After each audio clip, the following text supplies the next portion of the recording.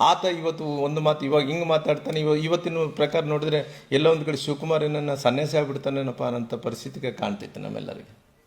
ನೋಡ್ರಿ, ನಾನು ಅವರು ಯಾರು ಮುಖ್ಯಮಂತ್ರಿಗಳು ಆಗ್ಬೇಕು ಅಂದ್ಕೊತ ಇದ್ದಾರೋ ಅವರು ಒಂದೊಂದು ಕಡೆ ಒಂದೊಂದು ಸ್ಟ್ಯಾಂಡ್. ಇವತ್ತಿನ ಮಾತಾಡೋ ಮಾತುಗಳು ನೋಡಿದ್ರೆ ಅವ್ರೆಲ್ಲ ಎಲ್ಲನೇ ಒಂದು ಕಡೆ ಸನ್ಯಾಸ ಆಗಿಬಿಡ್ತಾ ಇರೋಣ ಅನಿಸ್ತೈತೆ. ಡಿ ಕೆ ಶಿವಕುಮಾರ್ ಅವರು ಒಂದು ಕಡೆ ಹೇಳ್ತಾರ ನನಗೆ ಹೈಕಮಾಂಡೇ ಫೈನಲ್, ಅವ್ರು ಹೇಳಿದಂಥ ಮಾತೇ ನಾನು ಫೈನಲ್ ಅಂತ ಹೇಳ್ತಾರೆ. ಒಂದು ಕಡೆ ಏನು ಹೇಳ್ತಾರೆ, ಇಲ್ಲ ನನಗೆ ಅವಾಗಿನ ಸಂದರ್ಭದಲ್ಲಿ ಅವಕಾಶ 2.5 ವರ್ಷಗಳ ನಂತರ ಅವಕಾಶ ಮಾಡಿಕೊಡ್ತೀವಿ ಅಂತ ಹೇಳಿದರು.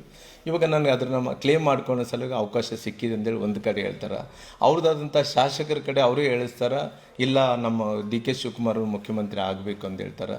ಇವ್ರು ಹೇಳ್ತಾರೆ 5 ವರ್ಷಗಳ ಕಾಲ ನಾನೇ ಮುಖ್ಯಮಂತ್ರಿ ಅಂತಾರೆ. ಇದರಲ್ಲೇ ಸಮಯ ಕಳೆದುಬಿಟ್ರಲ್ರಿ. ಇವಾಗ 2.5 ವರ್ಷ ಮುಗಿದೋಯ್ತು, ಇನ್ನೂ 1.5 ವರ್ಷ ಆದ್ರಿಗೆ ನೀವು ಏನು ಎಲೆಕ್ಷನ್ ಮೂಡಿಗೆ ಹೋಗ್ಬಿಡ್ತಾರೆ, ಏನು ಕೆಲಸಗಳು ನಡೆಯಲ್ಲ. ಇವರಿಬ್ಬರ ಮಧ್ಯೆ ಮುಖ್ಯಮಂತ್ರಿಗಳು ಯಾರು ಆಗಬೇಕನ್ನೋದು 5 ವರ್ಷ ಕಳೆದ್ಬಿಟ್ರಲ್ಲ. ಎಲ್ಲೇ ಒಂದು ಕಡೆ ಡೆವಲಪ್ಮೆಂಟ್ ನೋಡ್ಸಿರಲ್ಲ, ಯಾವುದು ಡೆವಲಪ್ಮೆಂಟ್ ಇಲ್ಲ.